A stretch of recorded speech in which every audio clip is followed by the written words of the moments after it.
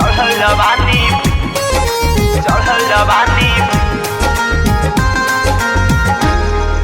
सहलो न जात बा जवानी के गर्मी, शादी के मांग करे जोबन बेसरमी। ए सखी सुन, सहलो न जात बा जवानी के गर्मी, शादी के मांग करे जोबन बेसरमी। दीदिया के हो गई शादी, पियवा हो करा नजरिया के सोझावा। बोझाबा जवानी बोझाबा, बोझाबा जवानी बोझाबा।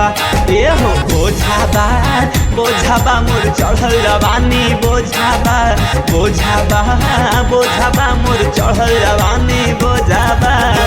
न जाला हो सखी बिना भतर के, देहिया के गरमी सवन न जाला हो सखी बिना भतर के। रहल न जाला हो सखी बिना भतर के, रहल न जाला हो।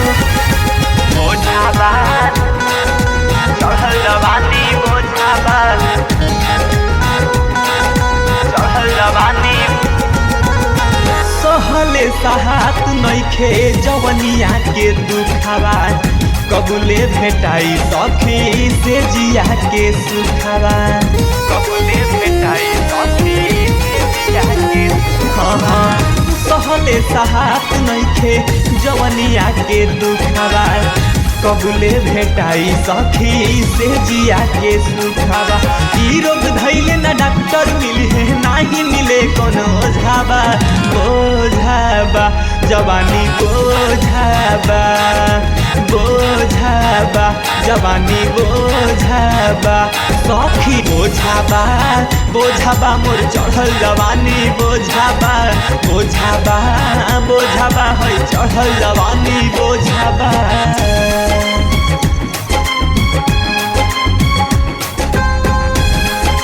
बोझाबा चढ़ल जवानी बोझाबा। करत रहे प्यार हमसे नीरजइया रावा, मिलल बंद भइल जब से गइलौ बहरावा। ए सबसे गइलौ बहरावा। करत रहे प्यार हमसे नीरजइया रावा, मिलल बंद भइल जब से गइलौ बहरावा। ससुरा में जाके चांदी काटत सखिया हमार सरोजाबा। बोझाबा जवानी बोझाबा, बोझाबा जवानी बोझाबा। ए हो बोझाबा बोझाबा है चढ़ल जवानी बोझाबा, बोझाबा बोझाबा है चढ़ल जवानी बोझाबा। भोजपुरिया रिकॉर्डिंग स्टूडियो, मालहन पार रोड, कुअरपुरा, गोरखपुर।